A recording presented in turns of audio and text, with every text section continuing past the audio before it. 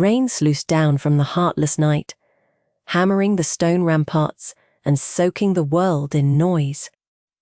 Vespera shivered as she stumbled behind the phalanx of guards, her bare feet slipping over mud-slick flagstones and gravel as sharp as memory.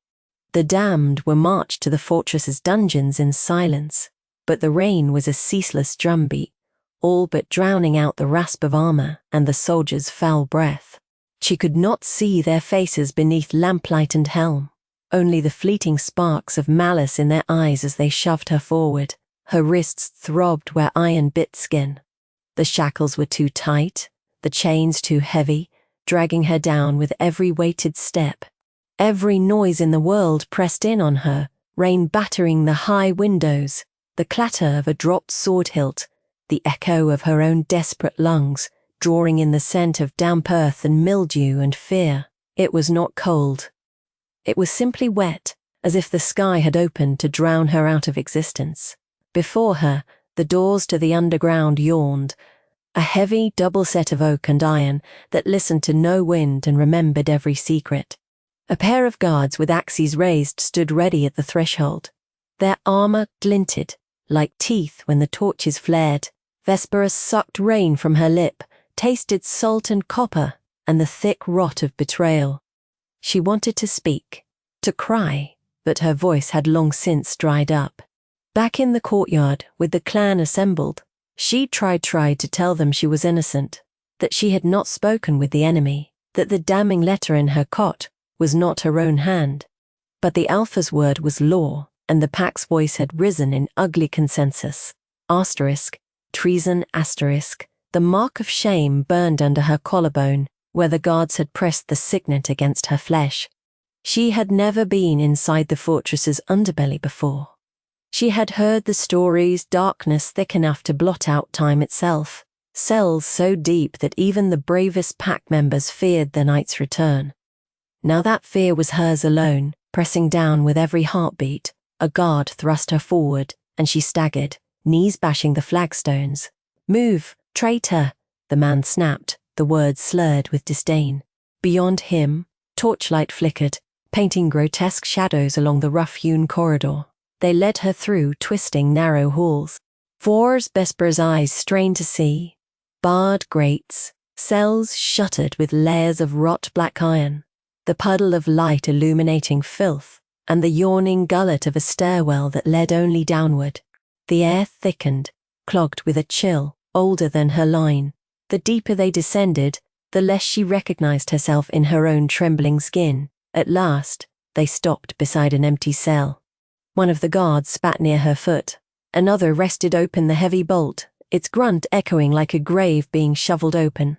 In, a third barked, and before she could protest, they shoved her forward. She caught herself on the crumbling stone, biting her tongue hard enough to taste blood. The door crashed shut, a slab of iron nearly scraping her toes off. The darkness that followed felt absolute, broken only by the moth-eaten tufts of torchlight through the farthest grate. Vespera pressed her back to the wall, whole body shuddering. The sound of footsteps and murmured jeers faded into the storm. She slid down, wrapping her arms around her knees. Damp sopped through her dress in a heartbeat. Her hair, unbound, clung to her face and neck in sodden ropes. Her jaw ached from clenching so tightly, and her shoulders stung where the marking iron had kissed flesh. For a long time, she heard only her own breath and the distant parade of falling water. Their accusations replayed in her mind. Liar. Traitor. Wolf-blooded bitch.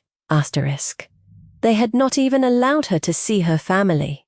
She felt the ache of their loss all the way through her bones, a gnawing, bottomless pain that far outstripped the wounds in her flesh. Fear threatened to consume her.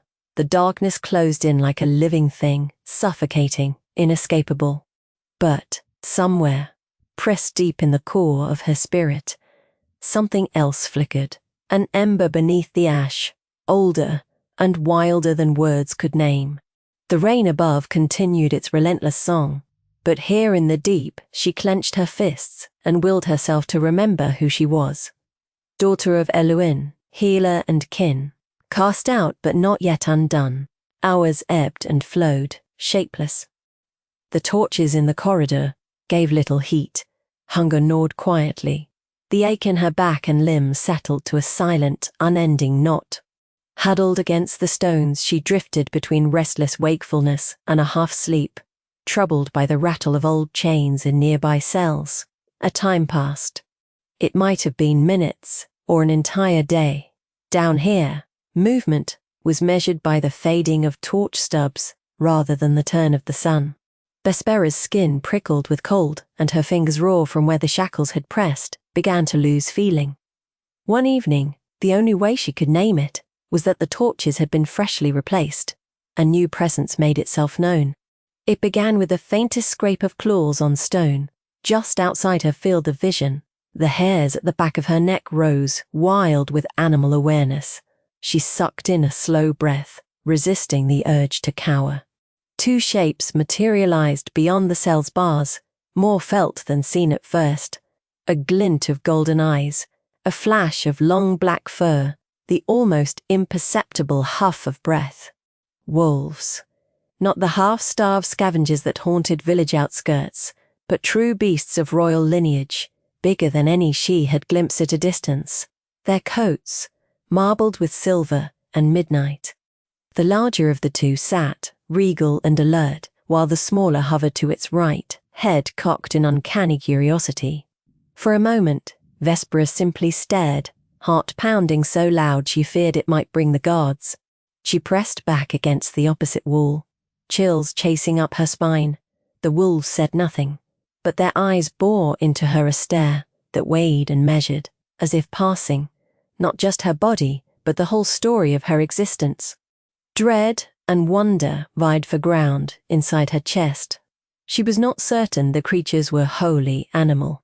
Rumor had it that the Alpha King's wolves could shift, running on two legs as easily as four, that they bore the king's spirit marks beneath their pelts and carried out his will with ruthless precision. But these did not snarl or bare their fangs. They looked at her, silent, inscrutable. With nothing else between her and panic, Vespera reached back to the skills that had saved her as a child, a trembling tune, half forgotten, one her grandmother used to hum in the dead of night. She began, quietly at first, a thread of melody barely above a whisper, old syllables strung together in a lullaby for the lost and unwanted. It was not magic, but the sound was a lifeline, a scratching at the walls of loneliness. The darkness in the corridor seemed to soften, her voice grew braver, the tune swelling and twisting around the syllables that felt like safety. To her amazement, the wolves did not leave. Instead, their ears pricked, and the larger one blinked slowly, an ancient intelligence glimmering in its eyes. She finished the song, almost gasping by the end, so raw was the longing that had slipped into her throat, and dared to look up. The wolves had not moved. The larger one crouched, pressing its massive shoulder against the bars, and the other lay down, curling its tail around itself like a guardian, with nowhere else to be. Unnerved, heart-pounding, Vespera whispered into the gloom. "Why do you watch me?" Her voice was rough, scraped thin by fear and exhaustion. She got no answer, but a low, soothing rumble, almost like a distant thunder. From the largest beast, it was not a threat. She curled up again, eyes burning. Beyond her cell, the wolves kept silent vigil. Soon, her music drifted through the corridor, rolling away to places and creatures she could not see. Somewhere in the blackness, beyond her door, wolves howled softly in answer, a note of wild comfort, a promise that she was not utterly alone. The night shifted. From far above, muffled shouts and hurried feet broke into the hush. Lanterns bobbed past, splashing orange across the uneven walls. Word passed like lightning through the stone, restless and sudden. The Alpha King had returned, wounded, perhaps death at his heels. The two wolves by her door snapped to attention, rising with a fluid, effortless grace. They snarled, not at her, but at the chaos blooming down the hallway, and vanished into the gathering commotion, like shadows chased by dawn. Vespera pressed herself to the wall, holding her breath as a flood of guards charged past, shouting for keys and the healer, voices raw with urgency and fear. Wounded. The words stuck in her ear like a hook. She had never seen the Alpha King up close, yet she recalled the stories. Caelric, last of the true-blooded, both man and beast, ruler and revenant. Her throat closed up at the unbidden pity that rose. All around, the air felt different, charged with something sharp and desperate. Guards with torches banged down the hall, breathing curses and prayers. One slammed the hilt of a spear against her bars, but did not open the door, just grunted, "Stay back, traitor," as though she might escape their locked cage. In the fevered wake of soldiers came other prisoners, rattling their beliefs against their doors and calling out for gods and mercy. Vespera huddled in the farthest corner, arms wrapped tight, mouth pressed to her knees. Old instinct warred with fear. She'd been a healer since she could walk, taught to read wounds and measure poison by flickering candlelight. Her hands remembered herbs and sutures, and the grey fur of wounded strays she had hidden beneath her family's floorboards. Were it not for the chains, she would have gone forward, offered help, but they would never let a traitor near the king. Hushed voices argued beyond her cell, snatches of words. "Bleeding too much. Get the royal physician. He'll die before dawn if..." None of them meant for her. She barely exhaled, body cut from ice and refusal. A hush fell then, awaiting silence, so deep it felt endless. Later, the corridor's torchlight burned down to anxious embers, and the shouting had faded to a few desperate murmurs. The dungeon door screeched open, fresher, cooler air swirling in. Vespera jerked alive in the dark as 3 figures strode toward her cell. 2 guards' faces, ashen and lips tight, and between them the grim-faced warden. His beard was iron grey, and the ring of keys on his belt clattered a warning. He looked at her like a butcher would a lamb. He said nothing for a long while, then unlocked her cell with a careless flick. "Get up," he growled, voice raw from shouting. "You're coming." Vespera tried to stand. Her joints cracked, muscles locked stiff from cold, and crouching too long. The guards seized her arms, hauling her upright. She bit back a whimper as a bruised knee gave way. Neither cared. They half-dragged, half-walked her down the length of the corridor, past empty-eyed prisoners who shrank from her passage as though guilt was infectious. The wolves were gone, lost to the tumult above. The warden led them deeper than she had ever imagined, down another curling stair, through a narrower corridor where the air grew colder still. Vespera tried to count the number of doors and torches, to memorize a way back, but fear muddled her thoughts. Every step left a trail of water behind them, as if the storm from the world above clung to her shoulders. At last, they pressed through a thick iron-bound door into a room she could not have expected. It was not quite a cell, though windowless and shut away from light. Tapestries hung tattered on the walls, and a rug matted with old blood and ancient dust was draped over heavy wood planks. Wax from a dozen candles pooled in hollows on every available surface, their flicker banishing little of the cold that lingered in the stone. The air reeked of iron and dying hope. Across the room, arrayed on a low pallet, lay a man who should have been imposing even in sleep. But here he was only a ruin. The Alpha King, Caelric. Vespera recognized him from distant glimpses. Tall as legend, black hair tangled and blood-spattered, pale skin drawn tight against hollows in his cheeks. His chest rose and fell in shallow, ragged breaths. Blood seeped from a tear at his side, soaking the linens crimson and rice wine. Around him were poultices, blessed, no doubt, by frightened hands, a scattering of herbs, both rare and useless by the look of it. Bent over him was another figure, a woman in the garb of palace healers, face streaked with sweat and despair. "We'll lose him," she said, voice trembling as she pressed rags against the king's wounds. "He's bled too long. Blade was poisoned. He won't last the night." Behind Caelric, Half in shadow loomed a shape that was and wasn't entirely human. The beast, his beast, though Vespera did not know whether it was spirit or flesh, black as a hunter's night, massive jaws half-parted, it watched her with a gaze both knowing and wild. Fear and awe lanced through her spine, rooting her to the spot. The warden shoved her forward until she stumbled to the foot of the pallet. "You're a healer," he spat, as though it offended him by itself. "Do what you can. If he dies, you die." His threat hung in the air, taut as a bowstring. Vespera's mouth went dry, her hands shook. But as she knelt beside the battered king, the old steadiness rose up inside her, with the crisp authority of her mother's hands and her grandmother's whispers.